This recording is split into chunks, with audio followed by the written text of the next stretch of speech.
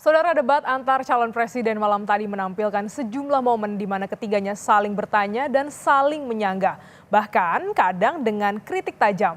Lalu, apakah debat malam tadi bisa menjadi salah satu faktor bagi para pemilih untuk lebih memantapkan pilihannya?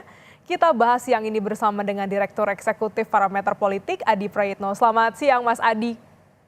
Selamat siang, Mbak. Ya, debat kemarin sudah berlangsung begitu ya. Apa saja yang Anda garis bawahi dalam debat perdana kurang lebih selama 2 jam ini? Saya kira overall semua calon itu sudah mengekspos semua visi misi, semua diskursus politik yang selama ini memang benar-benar ditunggu oleh publik ya. Kalau kita membaca secara umum kan visi misi yang sudah didaftarkan di KPU itu kan tidak bisa disampaikan secara terbuka.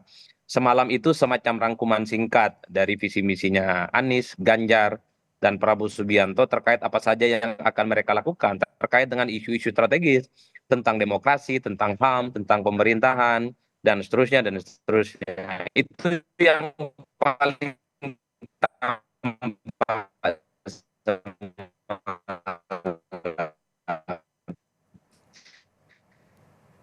Mas Nah, Adi? yang kedua untuk sebuah debat pertama, saya kira semalam sudah menunjukkan satu perdebatan yang menurut saya memancing keriuhan dan ini memancing adrenalin dari berbagai dengan debat antara Anies Baswedan dan Pak Prabowo Subianto terkait dengan kondisi politik di Indonesia. Ya, halo Mbak.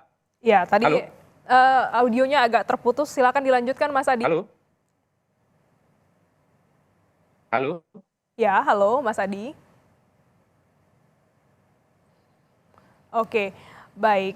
Saat ini kami dalam dialog bersama dengan Direktur Eksekutif Parameter Politik untuk membahas bagaimana jalannya debat perdana Pilpres yang kemarin tampil adalah Ganjar Pranowo, Anies Baswedan dan juga Prabowo Subianto. Debat berlangsung hangat dan juga seru, tidak hanya menyampaikan visi misi, ketiga calon presiden ini juga eh, memberikan tanggapan dan sanggahan. Kami kembali tersambung bersama dengan Mas Adi Praitno. Mas Adi, nampaknya tadi ada gangguan untuk audio. Semoga ini lebih baik saat ini. Kami lanjutkan pertanyaannya, Mas, dari format debat semalam. Apakah ada yang harus disempurnakan?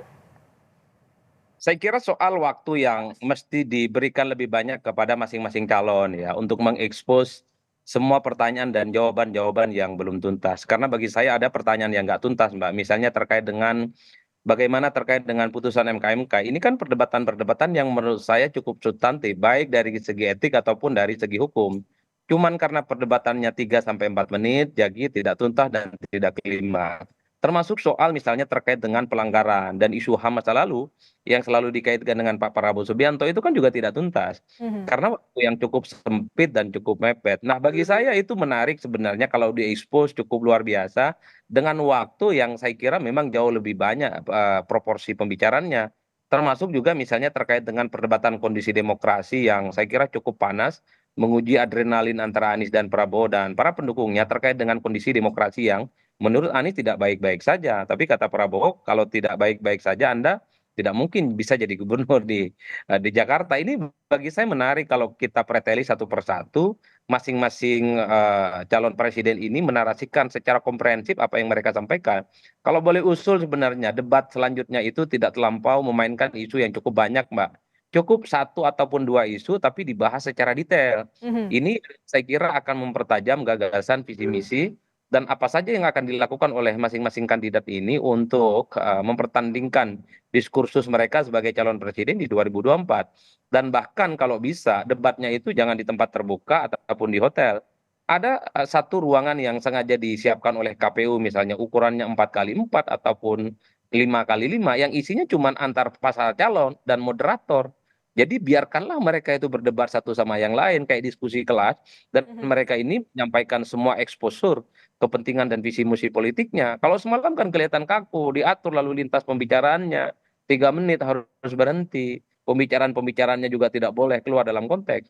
Bagi saya adalah memperdalam satu isu tertentu, misalnya terkait dengan ekonomi, itu dituntaskan dalam waktu 2 jam, itu akan sangat kelihatan siapa sebenarnya capres itu yang punya gagasan yang sangat orisinal. Inilah yang saya kira kalau masih ada ruang dan Mhm. waktu bagi KPU untuk memperbaiki bagaimana kualitas dan format yang akan mereka tampilkan di sisa perdebatan nantinya selama 4 kali itu. Ya, Mas Adi, tadi Anda sampaikan juga memacu adrenalin begitu ya, berlangsung hangat dan seru, saling sindir banyak terjadi, Anda singgung, tapi nanti kita bahas lebih lanjut mengenai hal itu. Apakah Mas Adi, ide-ide atau gagasan visi misi ini bisa tetap sampai ke publik pada debat semalam? Ya saya kira pasti sampai Mbak, karena yang sebenarnya menjadi ramai dalam perdebatan itu adalah debat pasca debat. Terutama yang dilakukan oleh para tim ses, tim relawan dan tim pemenangan mereka yang mencoba untuk mengamplifikasi bahwa jagoan mereka lah yang paling mantap dalam perdebatan semalam, sementara jagoan yang lain itu tidak oke. Kan kalau mau jujur sebenarnya perdebatan yang kurang lebih 2 jam semalam itu tidak terlampau penting.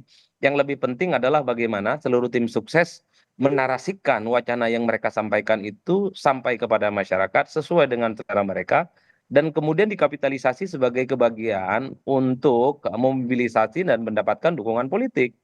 Misalnya bagi pendukung Anies semalam, pasti yang dikutip itu adalah serangan-serangan terbukanya Mhm. terkait dengan kritikannya kebijakan Jokowi tentang IKN, tentang demokrasi, dan Anies pasti di-profiling sebagai sosok yang dinilai siap dengan kubu perubahan.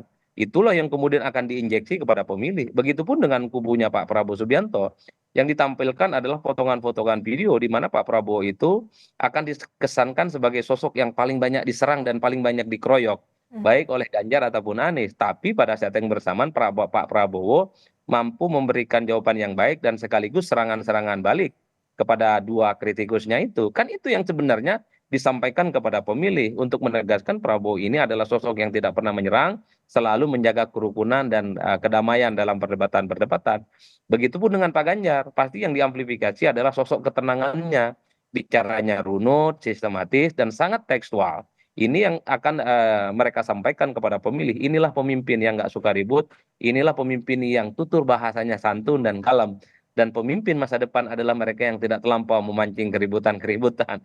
Kan potongan-potongan video ini yang saya kira ditambahkan kalimat-kalimat oleh para pendukung masing-masing calon untuk mendapatkan simpati dan dukungan publik. Oleh karena itu bagi saya memang perdebatan semalam menarik gitu Mhm. ya. Ya, Dalam ibarat banyak menurut saya akan mengubah bagaimana persepsi publik terkait dengan 3 calon ini. Ibarat bermain bola, ada yang menyerang, ada yang bertahan, setiap segmennya ini dilakukan masing-masing calon presiden ya, ada dari Pak Ganjar, Pak Prabowo, dan juga Pak Anies. Dalam debat kemarin juga banyak ya dilontarkan narasi-narasi terkait dengan demokrasi, salah satunya adalah bagaimana terpilihnya Pak Anies Baswedan ya, yang meminta restu kepada Pak Prabowo yang diusung oleh Gerindra ketika menjadi gubernur dalam pemilihan gubernur DKI Jakarta. Nah, kita akan bahas lebih lanjut mengenai ini, Mas Adi.